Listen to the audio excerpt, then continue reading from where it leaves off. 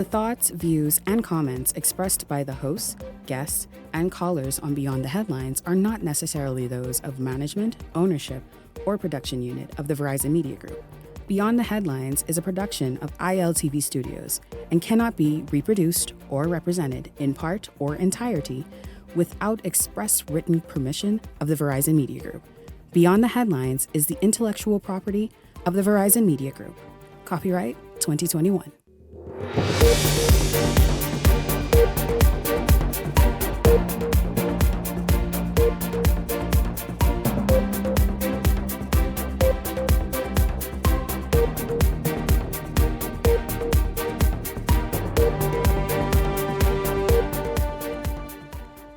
Coming up tonight, evacuations taking place across the Southeast Islands as Hurricane Melissa slowly closes in on Jamaica. Here in the Bahamas, residents taking heed to a call to leave their homes days ahead of expected impact. We're live in Jamaica tonight. Also tonight, those hundreds of residents left the southern Bahamas this afternoon. The government says they're taking no chances. The question, though, is the government footing the bill for their accommodations? Also tonight, after the very expensive and frightening lesson of Dorian, how prepared is the Bahamas to handle a storm of this magnitude? Well, also a little bit later, while both political parties are on the ground this weekend, you perhaps have seen images and videos, speaking of Golden Isles, both getting their engines warmed up ahead of the November by-election. It's all straight ahead for you this evening. This is Beyond the Headlines. Good evening. I'm Shanique Miller. It's great to have you along this evening. Well, Jamaica is bracing for the full force of the strongest hurricane to make landfall on that nation. Already we've seen images of storm surge, flooding, downed trees, and more. We're going to get right into it this evening. Joining me to talk about weather conditions right now on the island is Patrice Gilpin in the St. Andrews Parish. Good evening to you, Patrice. Thank you very much for joining me. Welcome to Beyond the Headlines. Hi, Shanique. Thank you so much for having me this evening. Wonderful. Hello, Patrice. I can now see you. Well, Patrice, let's just talk about how are you and the St. Andrews Red Hills community feeling right now, knowing that a Category 5 hurricane is creeping, and I use creeping intentionally because how slow it's moving, and then the forecast modules that have it just sitting over Jamaica. How prepared are you all? Are you anxious? Are you calm? Nervous?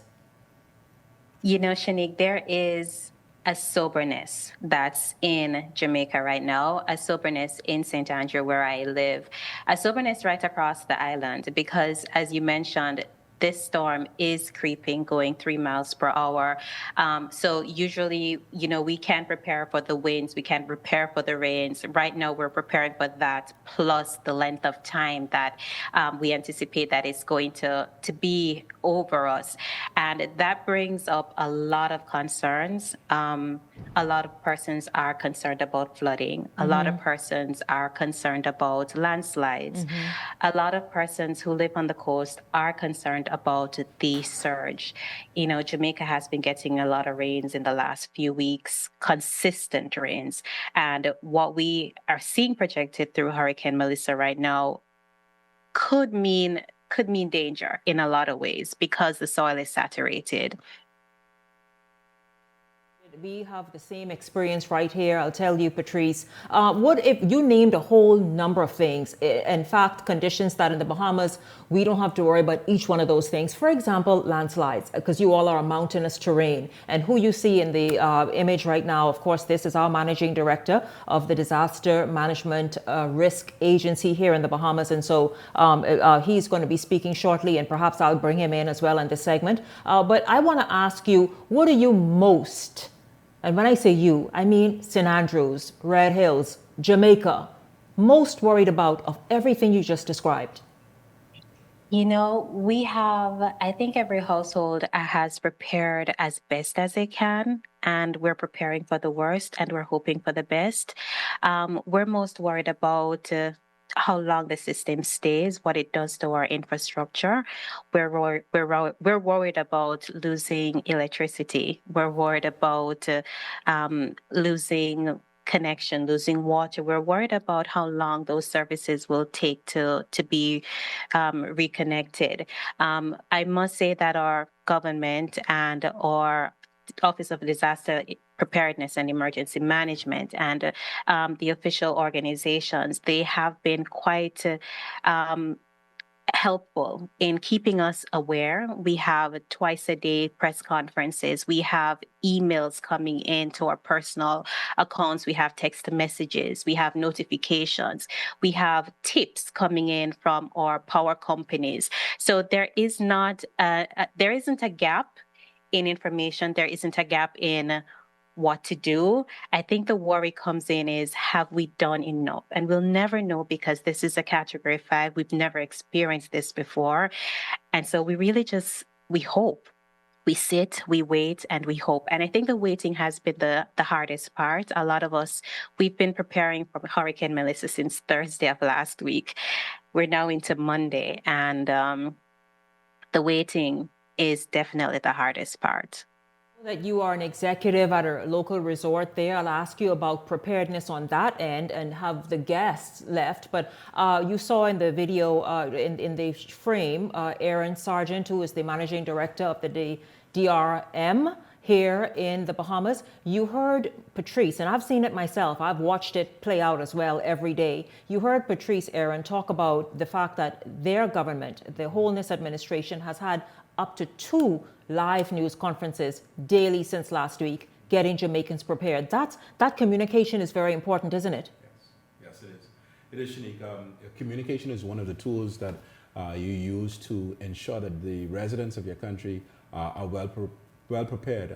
I know we've taken a page out of my counterpart's book in ODPEM, Director General Richard Johnson. We've met several times interestingly, when the act was being about to be enacted, we visited ODPEM for a study tour in Jamaica. We are very similar in terms of legislative backing and framework. And so, yes, keeping communities aware is one of the tools in our toolbox to ensure that readiness is at the fingertips of each resident.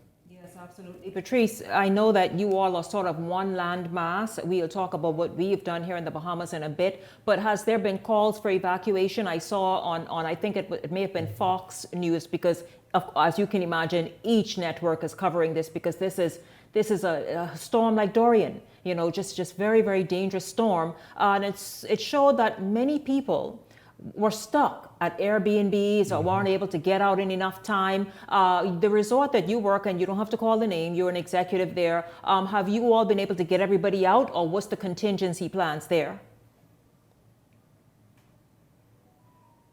We are definitely fully focused on the safety and the well-being of the guests and the team members. And for guests who would have requested to leave, we have definitely facilitated that. Each property has and follows strict, detailed, time-tested protocols in terms of how to respond by very trained teams to respond calmly and definitely effectively as the situation evolves. So on resorts, team members and guests are being carefully cared for, professionally cared for, and all systems are in place to just make things as comfortable as possible and respond to the needs as they arise. And of course, anticipate those needs. Yes, I've been watching some personal lives. Of course, I've been watching the official lives from the Office of the Prime Minister, network news as well from the United States, and seeing many images, of course, of the weather picking up and then the lull. What are weather conditions like right now? You in St. Andrews, but what's happening? What are you hearing around you and elsewhere? So right now we have light rains in Kingston and St. Andrew. I'll say light to moderate rains, light wind. It has definitely increased since this morning. This morning it was very, very minimal, but we can definitely feel something happening. As I would have mentioned earlier, there is a soberness. There is a level of anxiety that is here. There is a quiet that roams the streets of Jamaica, and that's not normal for us as a culture, as a country, right? And so I think that we are taking this very seriously. People are evacuating, our official organizations are are asking people to evacuate. I've seen content on social media of people doing everything that they can to buckle down their vehicles, their homes, their business places, their infrastructure, their investments. Homes are being reinforced in so many ways. So we are taking this seriously. And I think where we are right now is just hoping for the best while we prepared for the worst. Oh man, I tell you, when believe me, when the rest of the world, especially our sister countries, say they are praying, we can tell you that is genuine. That's not just to say to sound good, because in the Bahamas we experienced Dorian, and so we know the nervousness of waiting, and then obviously to hear it's such a slow moving storm, and it plans to for a few days sit on Jamaica. That's frightening. I want to ask you one thing as we wrap up. We saw multiple images yesterday, today, of flooded areas. Are those images authentic?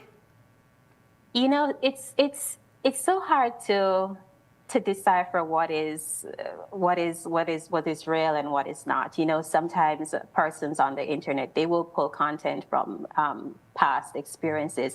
I have not personally heard or seen or spoken to persons who have said that they have been flooded. However, there are reports, and I know that there is confirmation of landslide. I know there is confirmation of the drains within communities just being cleared of silt, being cleared of debris, just as a matter of precaution. I will say that a lot of residents in the southern parts of the island are still recovering from Hurricane Beryl, which hit in July of last year. A lot of farmers, a lot of fishers, and I am extremely just praying, because right now where the projection of the storm is, it is going to hit the eastern, the south and eastern, and head north. And my fear is a lot of those persons who would have just started to rebuild their lives post Hurricane Beryl may now have to look at the aftermath of Melissa.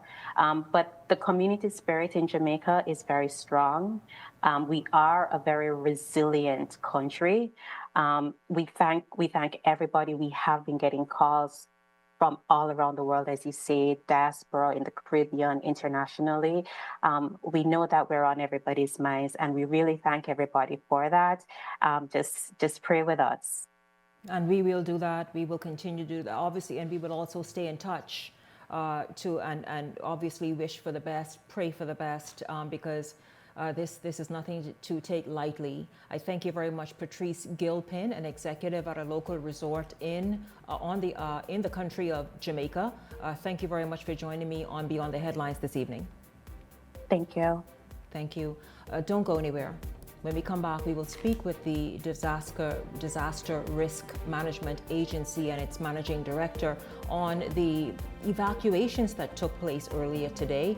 And also, is the Bahamas prepared? After all, a portion of our nation is expected to feel the brunt as well of Hurricane Melissa. We'll talk about that after the break.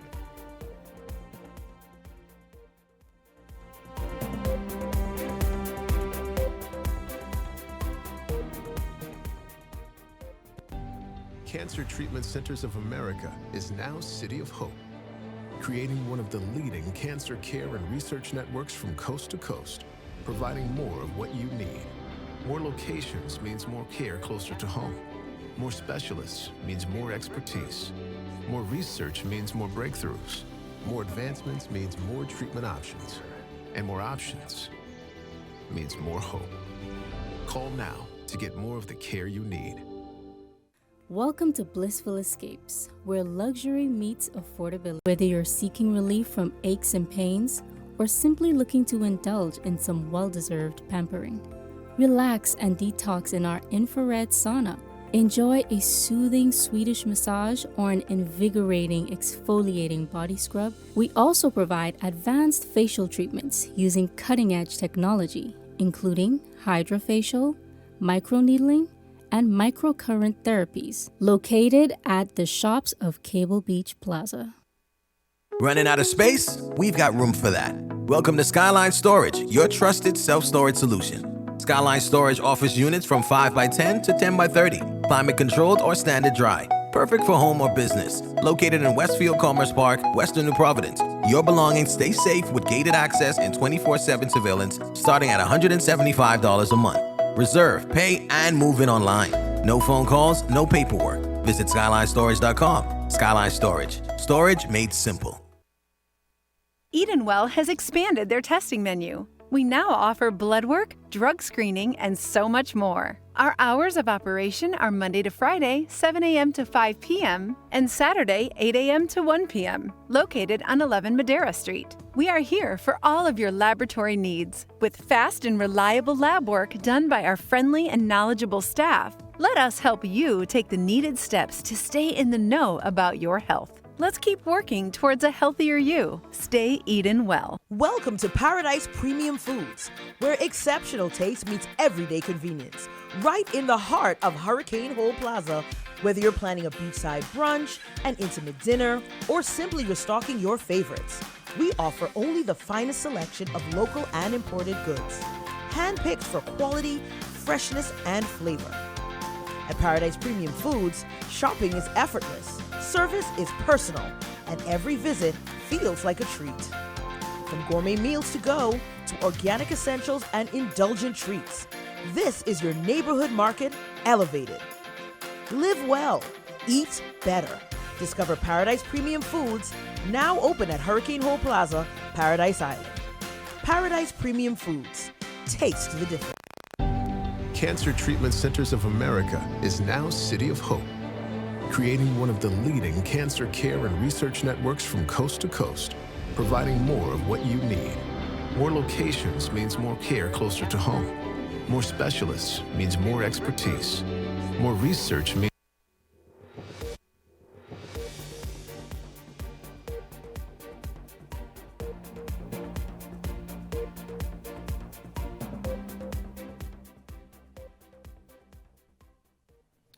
Prime Minister Philip Davis noting the seriousness of the storm, calling on residents of the southern and central islands not to take Hurricane Melissa lightly.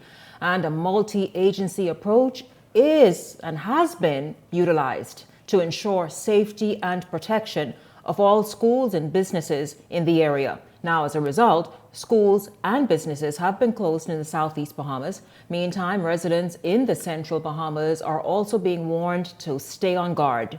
Joining me this evening is Aaron Sargent. He's the managing director of the DRM. Aaron, first of all, welcome. You joined me at the top of tonight's show when I spoke with Jamaica. And by the way, we saw images of people leaving Inagua and waiting to board one of several flights in Inagua this afternoon. We'll get to that in a moment. But is there communication by the DRM and all our agencies with Jamaica during this time? Yes. So once any storm threatens the Caribbean region, the Caribbean Disaster Emergency Management Agency, which we are a part of, activates its regional response mechanisms. We at the technical level, we are called National Disaster Coordinators, and we hold briefs where each country that is in the impact or forecasted zone of impact give briefs on our state of readiness. And so we've been following Melissa for a while. And that's why you see a culmination of the actions being taken. We're not taking Melissa lightly. We've seen the effects of just as recent as Tropical Storm Imelda, as I highlighted earlier in our press briefing, which brought 8 to 12 inches of rain. Just imagine in Jamaica, Hurricane Melissa is forecasted to bring about 25 to 30 inches of rain. That is, can you imagine that? Yes. I can't even think about it and then their sort of topography is just a bit different because they have the flash floods, as she mentioned, and those have started happening already. Yes. Quite frightening. So I know the forecast is as well for heavy rain and flooding. Yes. Is that why the DRM and its related agencies jumped in quickly to get people out of the southern Bahamas? Yes. So part of the decision to evacuate is because forecasters have met Department of Meteorology, who's been meeting with us since Tropical Storm Melissa, since the Bahamas came into the picture of impact, advised that when it comes off the coast of Cuba, more than likely it should be a very strong Category 2 storm. The southeastern islands are some of the most vulnerable in terms of risk. Yeah. And when we analyze the risk against the backdrop of our disaster coordination protocols, and in speaking with administrators, it was agreed that we will begin discussions about evacuations. Like we've seen in the past with other storms, Bahamians are taking these storms seriously. They are, even before an evacuation order is given, you see them saying, I want to leave. They were already singing that tune. Yes, and so with the new framework that we have in place for the Disaster Risk Management Authority, you see administrators leading. They are representative of the DRM Authority on the island, and they have worked diligently over the last few days to compile lists to advise us where the vulnerable evacuees are, so that we can prioritize them for this evacuation operations that will continue tomorrow. So we're looking right now at images on the screen. We see that Jamaica is covered, absolutely covered. And what's wild, Aaron, is this storm is going about 3 miles per hour and forecasted to just hang over Jamaica for about 2 days or so.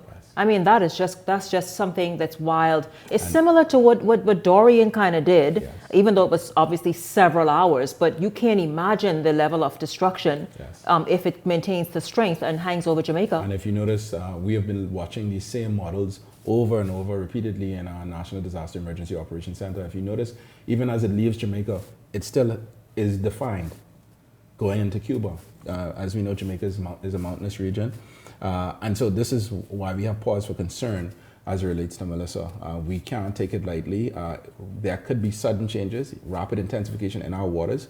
And so for us, it is better for us to be safe rather than sorry. And that's the reason why we're seeing nearly close to about 1,400 to 1,500 people wanting to evacuate prior to the evacuation order being given. Okay. How many flights did you have today, and do they continue tomorrow? Yes. So we had 2 flights, well, not 2 flights. We had two flights into Inagua, which brought about 270 or so, 74 or so residents out of Inagua. We also had 2 flights out of Auckland that brought a total of 100 residents into the capital as we speak.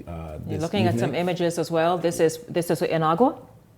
Bahamas aircraft getting ready to getting ready to transport people from Inagua here to the capital. We expect the operations to ramp up Stores tomorrow. closed there in Inagua. With about 5 craft being operational, we should be bringing into New Providence waves of 650 residents at a time. We intend to have all of That's the Central Bahamas as well, then? No. Or portions? Oh, really? Just the southeast. Just Michael? Yes. Oh, I tell you. And so we should have them, we should complete our exercise by 5 p.m. tomorrow. And again, as Prime Minister said tonight in the briefing, the evacuation order is given. There will come a time when we pause the evacuations because of the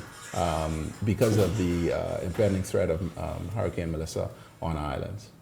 I tell you, listen, are those persons finding housing and accommodations with relatives and friends, or is the government kind of having to step in? So in the evacuation order, it gives for 2 options. One, for you to shelter privately with family and friends, and also in a shelter that is deemed activated by the authority.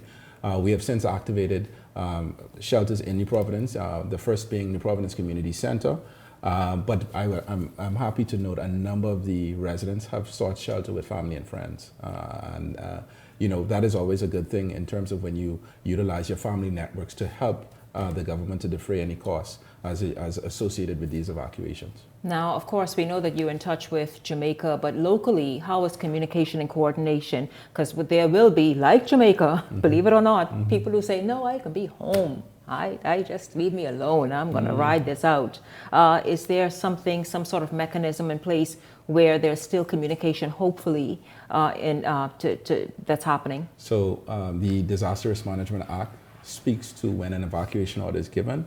If you fail to heed the evacuation order, you put yourself at risk of cutting yourself off. Meaning, in Bahamian terms, you're on your own. Yes. Wow, that right there. Unfortunately, we don't take the evacuation orders lightly. When we give them with the facts, the risks associated, and we want Bahamians to be, of all things, safe rather than sorry. No, I totally agree with you, because we're used to evacuation orders being given, say, in Florida and other states in the United States, and people taking heed. But here, I guess we're getting used to the concept, but understanding that it's urgent and it's important. Once one is given, do what needs to be done. Yes. What is your message to Bahamians tonight as we, in the days ahead, perhaps prepare, whether for it's a tropical storm, whether it's a Category 2 hurricane, which still nothing to be dismissed. What do you want to say to us this evening? So as always, we've been preaching to get prepared, get ready, and stay storm ready.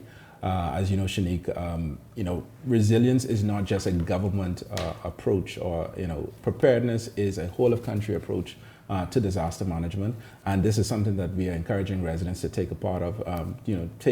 Make sure that you have your family emergency plans together. Know your nearest shelter. These are things that you can do in what we call blue sky times, when we do not have a storm in our waters. Visit getready.gov.bs. We have a number of resources there. The shelter listing, so you can know where your first, second, and third options are.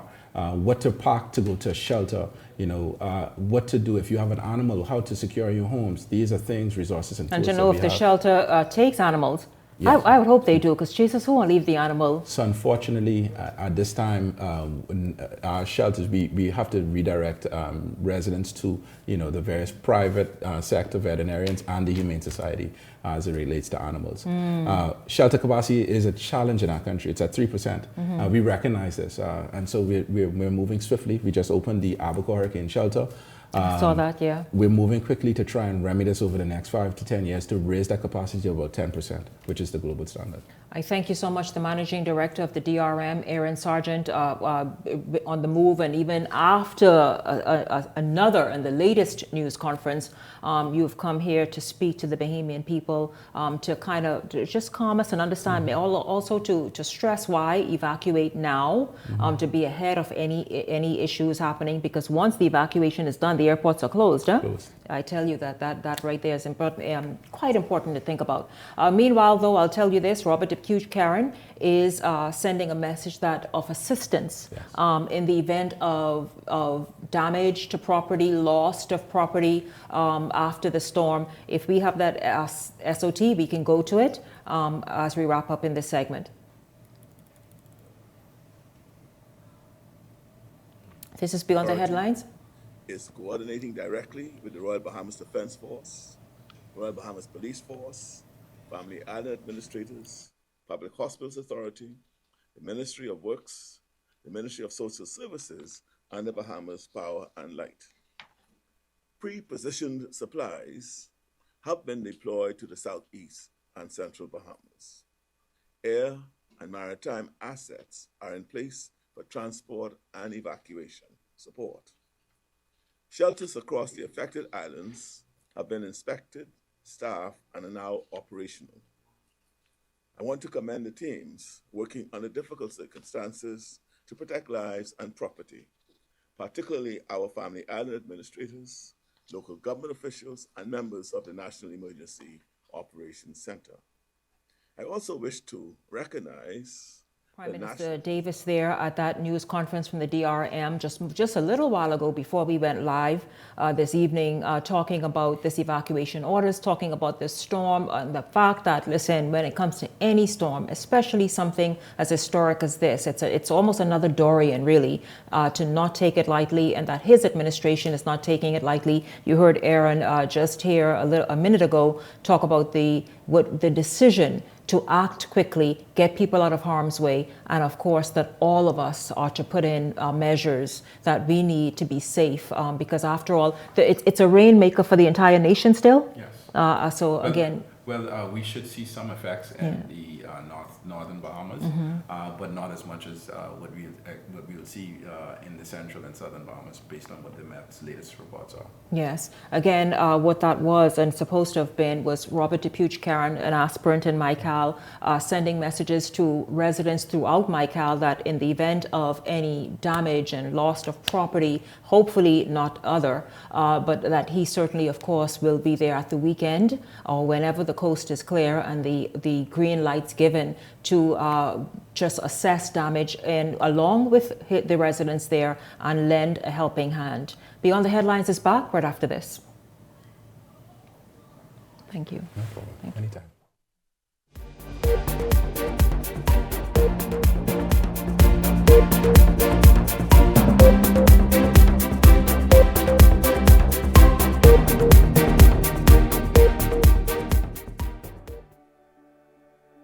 We have to be mindful that as much as we want touristic development, what impacts the fisheries? Over-coastal development, destruction of mangroves, overzealousness of the industry. We have a new movement called do-it-yourself fishing. That is anglers who come to the Bahamas, they don't engage in hiring a guide.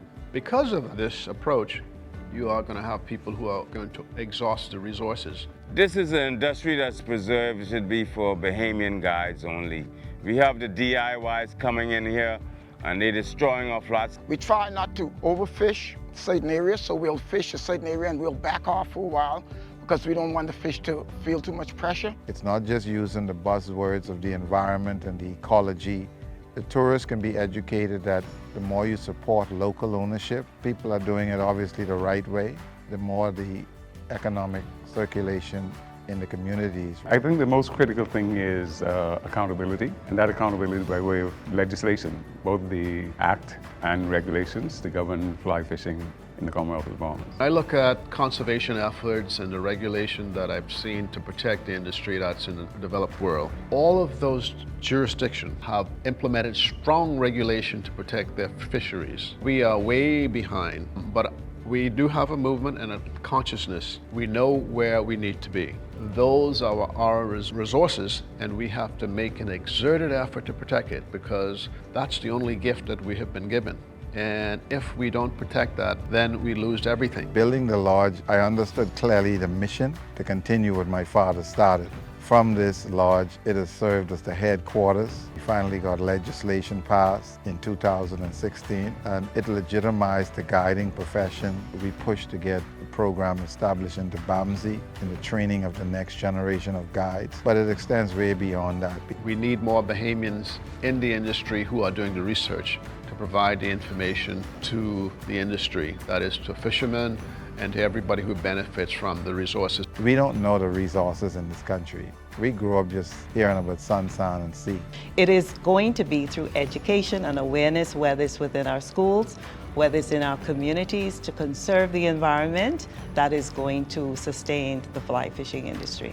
Well, the future of fly fishing in the company, I think fly fishing is a very, very unique spot. I think it's going to get better because the guides are now being all certified. They're all getting proper knowledge of handling and how to run the whole system. If you're a youngster and you want to get into this, it's a job like any other job. You got to live it.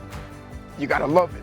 Young entrepreneurs coming in, you want that kind of interest. You want that kind of drive and desire. You want to carry that. You want to become the product.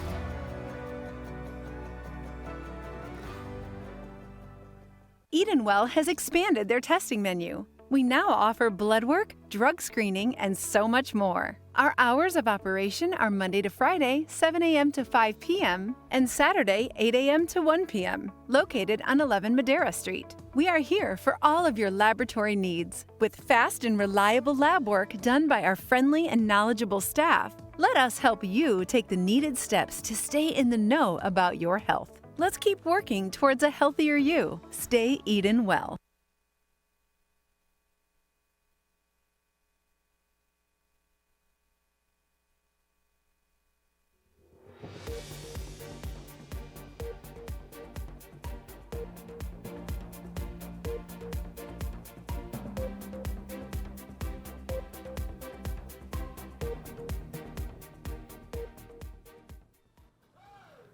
Welcome back to Beyond the Headlines. Of course, we're going to get into some other topics and shift gears in a moment, but I'd like to bring in the Hot Topics panel. Leslie Miller, Garth Roseborough, Howard Johnson. Gentlemen, good evening to each of you. I want to just jump right in with what Jamaica is bracing itself for. We remember in 2019 hearing forecasters just sort of prepare us for a Dorian. We couldn't imagine at all what they even meant, and truly what they meant, that it was literal. And so I imagine Jamaica, they seem to be paying attention, but obviously quite uncertain because they don't know what will happen and what to expect. Your thoughts on these storms, the fact that they are more ferocious, and this one that's just creeping along? In 1988, during Hurricane Gilbert, I happened to have been in Mandeville at the time, and I recall the extremely dark clouds. Whenever you're dumping a lot of water, Shanique Miller, places like Jamaica, they suffer from landslides. Oh, yeah. And then they lose a lot of livestock because the livestock actually drown. Your vegetation actually withers away and they actually drown. And for people in Jamaica, they're very well cautious and respectful of hurricanes, as their history has shown that this type of natural devastation is not anything to take lightly. I also happen, in my experience, to be the person that actually evacuated in New Orleans during Katrina. I remember that. I actually ushered out the last flight out of New Orleans. I was sent from Atlanta to board those people. And I also recall those clouds being extremely dark. And based on my experience, Shanique Miller and Dorian and all the other hurricanes that we've had here, this definitely is not anything to take lightly. I think Mr. Sargent and others have hit it on the nail head. And for you being people who are now being evacuated and moving to the safety of other people's homes here in Nassau, I say kudos to you and job well done, Bahamas. Let's have a safe time during this particular tumultuous time. It is, to look at the skies in Jamaica, I know what you mean because you've seen the videos and it looks quite frightening. Mm-hmm. It's a dumper. It's a lot of water. You can imagine, 4 feet, 5 feet of water in your home if you were to remain. And so electrical damage as well, plumbing, sewage. I mean, it gets horrific, Shanique Miller. And so move to safety. You're doing the right thing. Mr. Miller? I was late waiting on my brother. Go ahead. I think you're muted. Muted. Hello? Can you hear me? Yes. Yes. Good evening to you, Shanique. Good evening, colleagues, and good evening, Bahamas. I am very sad about this unprecedented catastrophe that Jamaica is faced with at this time. I know Mr. Holness and his government are preparing themselves for the worst, but hoping for the best. I believe that they're less than 2 months into his third new term, and now he is faced with this challenge. But I believe they're up to the task. They've been in government for a while, and from what I've been seeing on the TV over the last 24 hours, I believe that they will do the best that they can. I'm praying for the people down there, and I hope that they have all, or most of them, have heeded the warnings that have come out of the disaster preparedness agencies. And I just pray that everyone stays safe and well. Good evening, Shanique. Good evening, colleagues. Good evening, Bahamas. After experience the hurricane that we went through just a few short years ago, you realize that Abaco and Grand Bahama is still in a hell of a position. They haven't found themselves out of that condition as yet. You go to Grand Bahama, you send where that hurricane hit, on an Abaco. A lot of the houses are still derelict in status. We really need to be more serious with these hurricanes. I think the Prime Minister made the right decision in asking those in the far-fetched islands to please come nearer to New Providence or Grand Bahama, because God knows the problem is if they get stuck up there, how are we going to get to them?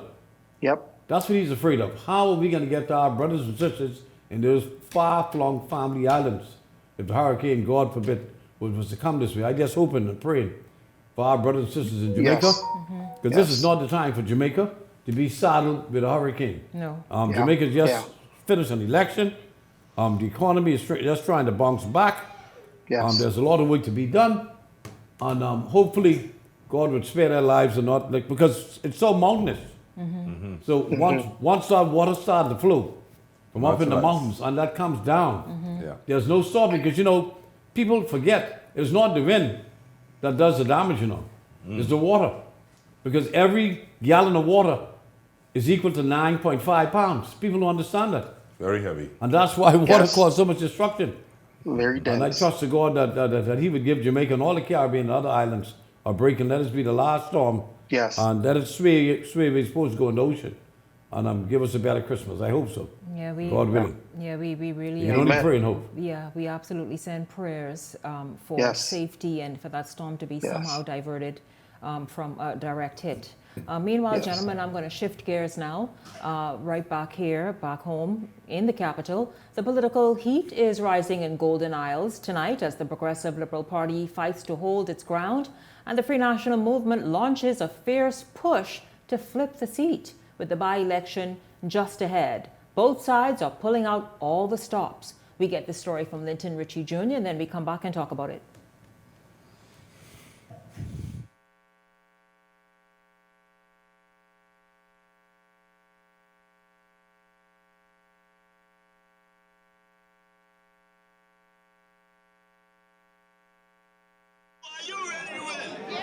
Ready to hit the ground running? Supporters of both the Progressive Liberal Party and the Free National Movement turned out in full force this weekend, lining the streets outside their respective Golden Isles campaign headquarters. It's a clear sign that the race to the polls is now underway. PLP candidate Senator Darren Pickstock and F&M candidate Brian Brown both say they are confident as they prepare to make their debut on the front line of electoral politics. We are going to win. By the grace of God, we are going to win this seat. We are knocking on every door, hearing the concerns, and we are listening. We in the Free National Movement, we work for you. Campaign teams wearing red and gold move door to door throughout the Southwestern constituency. They encourage voter registration and listen to the concerns of residents. Brown says if he is elected, quality of life issues will be his first priority. Bad road infrastructure, the water is bad, the parks are not taken care of. The burning of the coal. With the seat left vacant following the passing of PLP Member of Parliament Von Miller, Pickstock says his focus is to continue the work that was started. We have started paving on Spikenard Road. We've moved on to Harmony Street. We have paved Unison Road. And we are moving further west.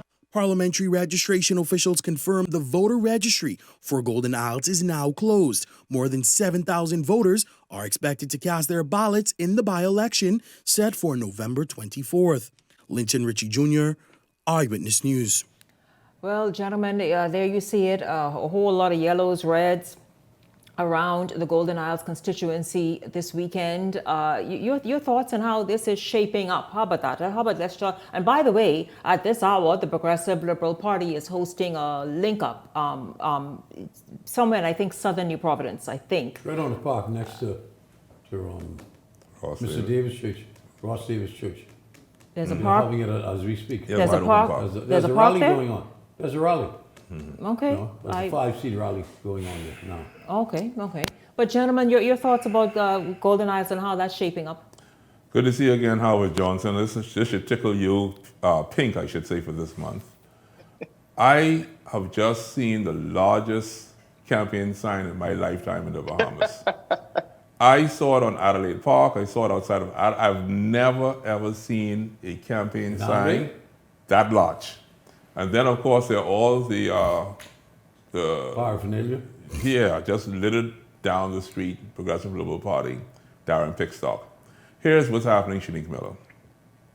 You have to sell Darren Pickstock to Golden Isles. We don't know Darren Pickstock. So all of these pictures and billboards is an attempt for us to be comfortable with the person of Darren Pickstock. We know the Progressive Liberal Party. We know Von Miller.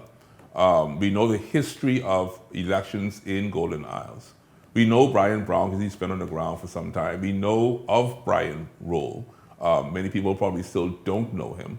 And so what we're looking at in Golden Isles is either you're going to put your apples into the candidate in order to win this by-election, or you're going to put your apples in the basket for the party. And right now, the Progressive Liberal Party is a stronger party, but their candidate, to me, is less known than the Free National Movement's candidate. And of course, their leadership is weaker. And so the question really is, will the people vote for the person, the candidate, the representative in waiting, or will they vote for the party? Well, who has spoken with, let's say, for example, Darren Pickstock? What kind of man, candidate is he? This is my issue, and I only speak for myself as my opinion. When you come into Golden Isles, we are a middle class, upper middle class society. Some areas. We're looking for... So he can't relate? We're looking for representation, but this is what Garth Roseborough looks for. I'm a human resources major, just like Howard Johnson. I want to see your resume. I want to see your track record. I want to see where you're coming from. Me personally, I'm not prepared to hire you unless I have some comfort level in knowing your ability. For me, I have not seen any proof that Darren Pickstock can be the type of representatives that we're looking for. I just don't have anything. So at let's all. look at Brian Brown. Brian Brown has been there working, just working diligently for years. The issue with the F&M ticket, however, is that the party is not cohesive. They seem to fall apart many a time. The leadership seems to be questionable, and they don't even know if they're going to compete, because what I'm seeing in Golden Hours right now is a well-financed campaign for the Progressive Liberal Party. I don't see $1 yet for the F&M. It just looks broke. Okay, but what about the COI's candidate? They don't exist. We haven't seen them. We don't see no headquarters. We don't see nobody walking. We don't see no black shirts. And these are the people, Shanique Miller. Well, who does Golden Isles want? If y'all say y'all don't know Darren Pickstock, Brian Brown doesn't have it, Brian Roll is invisible, who y'all want? We just want good representation. We want proof of good representation. Now, Mr. Pickstock said they're now paving the roads. I cannot give him credit for the paving of the roads. I give the Progressive Liberal Party government credit for paving that road. And that road is being paved right now for the dead. Spikenard Road, that's a dead people road. We need our roads paved for the living people, like I said, on Lazaretto Bend, Bacardi Road, in front of Vaughn Miller's house, right there where we get our breakfast in the morning, and especially where budget is. That's a catastrophe. These are a whole lot of issues in Golden Isles constituency, so if you're going to talk about getting to work, you have a lot of work to do in less than a month, less than 30 days to convince us that you are that candidate, because once again, I repeat, we just don't know you. We need to know your worth. Howard, your thoughts? Shanique, I saw Darren Pickstock this weekend. I've been watching online the Progressive Liberal Party and the F&M's campaign via social media, of course, over and over and over, all weekend. And I see Darren Pickstock in a few ads. I've seen him out there doing stuff, trying to define himself as a viable candidate. That's correct. And trying to let the residents of Golden Isles, and by extension, the people of the Bahamas, know him and who he is. Now, I criticized him before because I felt like he could have parlayed his time in the Senate a little better and make himself a nationally known person. What he is doing right now is trying to catch up to Brian Brown in terms of being known to the constituents. That's what Brian Brown has ahead of him at this moment. What Pickstock has as the feather in his cap is his party is the government, and his party is going to pump the necessary resources in there to give him the edge. So while there are some balancing factors, and while Golden Isles is not a seat that you can say in recent history is a sure seat for anybody, Michael Halkitis had it, Charlie Maynard beat him, Halkitis came back and beat him, Dan Vaughan had it as a PLP, Dan Vaughan had it as an F&M. So Golden Isles does what Golden Isles does. But what I can tell you from what I assessed over the weekend is the PLP seems to have the edge. I've been very concerned about how the F&M is rolling out its campaign here in Golden Isles and even nationally. When I look at these link-ups and I compare it to the F&M's rollout of candidates, I just see more energy and more life. Well, the link-ups from now, an Howard, government. Howard, one second.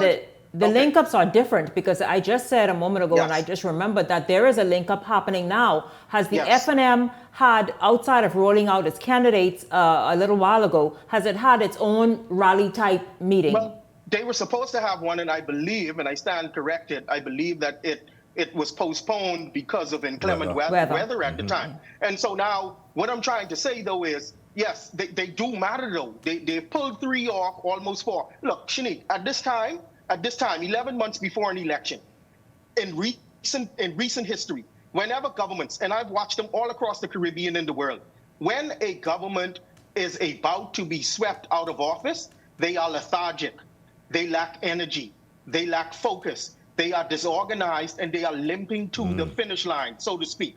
The PLP does not look like that. When I saw them on the Labor Day parade, I saw energy, I saw vigor, I saw vitality, I saw them looking very hungry. And I see Brian Brown and his crew, the numbers match. It looked like they had just as many PLPs as there were F&Ms out there campaigning, if you want to do a cursory examination of the numbers. But when I look at things that matter, optics-wise, like energy and momentum and fire and hunger, I think the PLP has the edge with that at this particular time. You know, this is an interesting scenario. A few of Warren Miller, my friend and brother and Dave, we made a conscious decision we were not going to do any campaigning until after his funeral on Friday, and we stuck to our guns. We met with Pickstock on Saturday, had a conversation with him. He indicated to Dave and I what he thought and the group was his toughest areas. So we said, well, we'll go in those tough areas and see what you're talking about. Because what has happened here, people keep talking about how well-known this guy is. He was around. He was campaigning with Warren Miller. Let's get that straight. Warren was the person that they voted for, not him. Well, we went into one of the areas this afternoon for about 2.5 hours. We'll be back there for the rest of the week. And I can tell you all, what they're claiming that he is so popular and he knows the people. Then in his supposedly best area, we will beat him in there. Hold on, are you talking about Brian Brown? He will get beat in and both his areas footprints that they claim he's been through the areas. And these guys, the PLPs, strong are points talking of Golden Isles. about these areas where he's been in there all the time. You got to realize, yes, he's been in there, but we've also been in there for the last several years with Warren consistently. So he wasn't been the only one in there. We have been in there. The top people who work with Warren, God bless him, in his campaign. No, I know you were just there recently with him. We were there tonight. No, I don't mean tonight. Yeah. I'm saying with Vaughn, you were there just recently before he stepped out. And we went in there this afternoon from 5:30 until 7 o'clock, and then I came here. And I'm telling you, we go from door to door, house to house. Met a lady with 7 boats in her yard. She has some apartments, okay? And we asked, how you all feel about the brother? I don't know. Most people, you all believe that everybody knows him there. That is not true. Few people know, because few people know anyone who's not the MP. Remember that. You're only a worker. So they don't really know you're such disabled because you live there. That doesn't give you any more rights than anyone who they may have known on the national stage and people who they know personally. And from our indication, we met some fellas the other day. I'm playing backgammon. 7 guys was on there, 8 guys playing. And we asked, what's the score with the brother? Say, like what? Say, he can win this series. Say, he don't know what he can do, but he comes around now and then to play, checks with the people next door and what have you.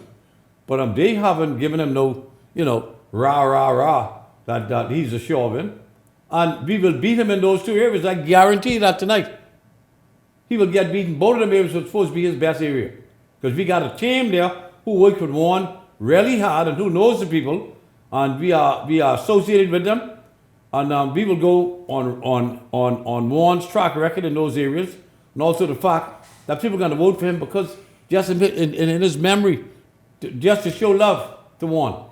And that's what we got tonight, that they were so sorry that he's gone. We met one guy who was there. In fact, he just lost his job today. So Mr. Millie and I cursed Warren a couple of times. But on Saturday, I started crying because he did help me. And I was I really should have done more and treat him in the better way than I treat him. And I feel sorry for his passing, his untimely death. And I will be voting for him. So, I don't want people to get carried away that this fella is Mr. Popular and all this, because it's not true. Warren was the MP. So he was the man out front. This guy was in the background as an F&M supporter. Remember, he didn't work. He wasn't working with us over the last 4 years of the election, You all forget one thing. He worked with Warren as an F&M between that time when they were campaigning. But the next 5 years, he wasn't visible there. He had no right to be visible in there because he was not the member of parliament. So let's put things in proper perspective. Now we'll see what happens, but I can guarantee you, in what they claim to be his best areas, we will beat him in those 2 areas. I guarantee you that. Well, I'll tell you this. We have a lot more to talk about when it comes to this Golden Isles by-election. Oh, yes, we do. We absolutely. We're going to scrutinize each candidate. But let's move forward with this evening before we wrap up this segment. The Coalition of Independents ratifying 2 of just a few candidates left to complete its election 2026 ticket. The candidates were for the Fox Hill constituency. That is currently represented by Minister of Foreign Affairs Fred Mitchell, and the Nassau Village constituency represented by Jamal Strawn. Yes. Who was after Fred Bad? The COI? Yeah. Oh, God, they kill it wait a minute. You forget anyway, let me finish reading this, because you forgot, obviously, the FNM's candidate. In the Nassau Village constituency, the COI's new candidate is Stephen McQueen. He will battle Jamal Strawn. and the Free National Movement's pick for that constituency. McQueen, during the party's ratification exercise yesterday, insisted that he is the man for the job, making this plea to residents in the area.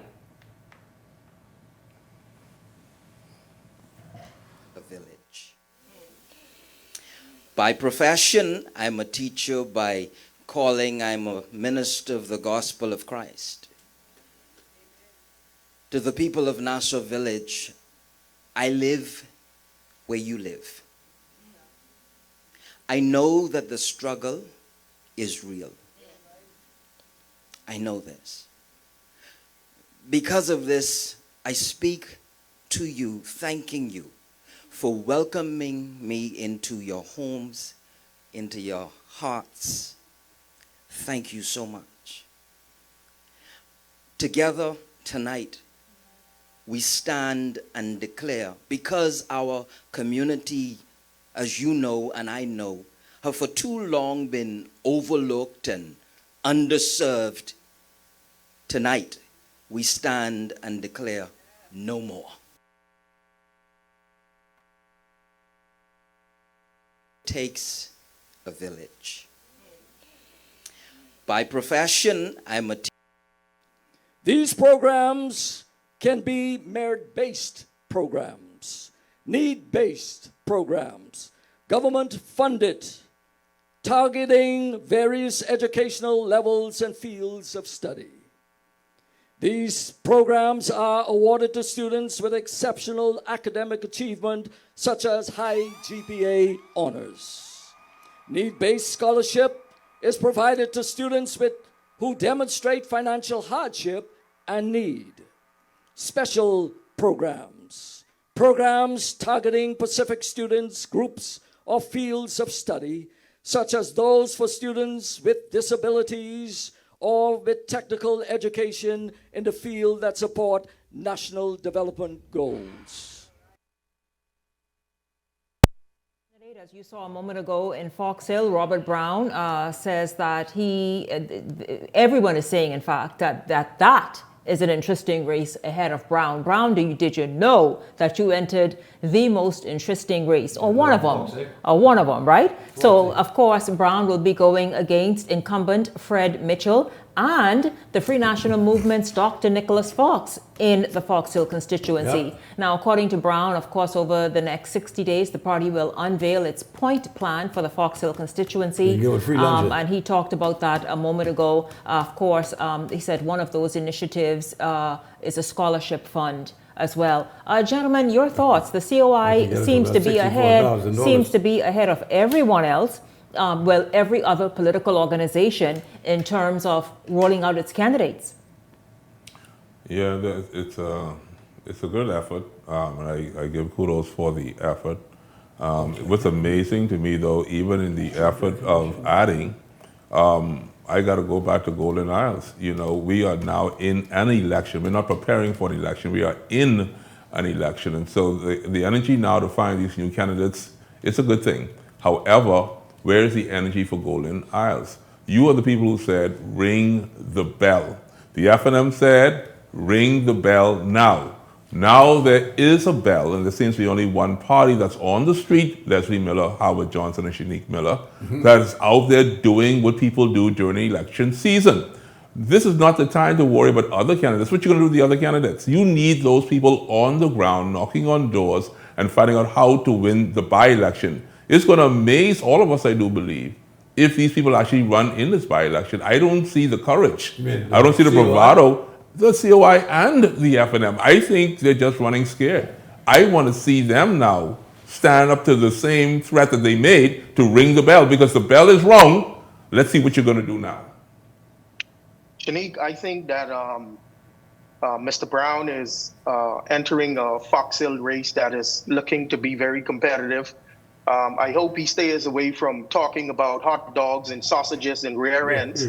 And hold on now, Howard. Nobody said that in this discussion. Yeah, leave our hot dog. But if he does that, listen, Shanique, I think that the COI gets an A for effort as well. Yeah. They are good with messaging. They like to be on social media. Some of the things that they say are very educational. in content, and sometimes then they drop off, and there's the embellishing and the overzealous stuff that is alternate reality. But by and large, I like some of the educational things they try to inject into the Bahamian consciousness. I'll give Lincoln them that. But for me personally, at best, I believe that the COI as a party will get what the DNA did and maybe be a spoiler in some seats for one party or the other to win those seats. And at worst, they will all go home without their deposits in the next election. Whoa. And that's How what would I you want to believe. bet? How you want to bet on that? will Remember not now. get a deposit. Remember, No, not a I damn beat. one. Remember, I'll give you remember, money y'all. right now. Leslie had You to want it pay now? me on this show. You want it now? Yeah, give it to me. Give it to me. Yeah, give it to me. I'll take it. Leslie, go ahead. None of them will get a deposit. You had to pay me on Not this a show. single CIO would get a deposit back. None. Okay? The PLP has made a decision that they're not dealing with any candidates now until this by-election is completed. So there's nothing else going on except having all the troops out on the ground. And you know, after we made that statement about the war room, all the war room warriors are now on the streets, by the way. And I thank them for that. All the fellows are there now, and the ladies are campaigning. It's going to be interesting to see. The situation in Fox Hill is a I don't know, it's a vexing one in a point. This guy, Dr. Fox, he and Mr. Mitchell, who's the member of parliament, look, they're going to have a hell of a fight. I expect Mr. Mitchell to win that fight. I don't know Mr. Brown, I've never seen him in my life. I expect he may get himself on 100, maybe 200 votes. But overall, I predict that the COI will not get nowhere near more than 2,500 votes in the whole entire election process. They will not get more than 2,500 I need to votes. talk to you after the show about how much we can bet on that. I put it on the table right now. Yeah, Leslie? Right now. But my only thing, Shanique and Howard, just based on what he's saying, I just want to reiterate, we are now in an election in less than 30 days. If you have this courage, if you have this ability, if you have your ducks in a row, if you are organized, if you are saying to us that I am prepared to govern this country, then you should be ready now. And if you're not ready now, what is your excuse? We are on the ground. We are waiting for you. Where are you hiding? Don't talk to us. I understand. We want to see action. Up to yesterday evening, in a meeting with the FNM, the leader still said that he didn't want to put a candidate there. They said if they put But he said ring the bell, Leslie it's Miller. not going to be Brown. Ring the bell. If they put a candidate, it's not likely to be Brown. No, man, they telling you, cannot move away what's from going to Brown. happen is, listen, He's already ratified. He has not, listen, They none can't of them move away from him. have gone and make that deposit yet. Remember that. The FNM cannot move away from Brown. Also, No. They can't? No. Garth, I see. you don't know if the Okay. COI will have somebody in Golden Isles. Wait and see. Watch. They have somebody, Brian Rose. We just need them to show up. Yeah. He might be out there campaigning. You just haven't seen him as yet. Well, if I have not seen, he will not get 200 votes. The FNM has to run Brown. Listen They to me. have to, We are, or they will listen, thank you definitely all. lose the seat. Gentlemen, thank you all so much. Take the bet. Of course, our thoughts and prayers with the people of Jamaica, and even right here, we pray as well. That's right. And so we pray as well, certainly to escape that storm.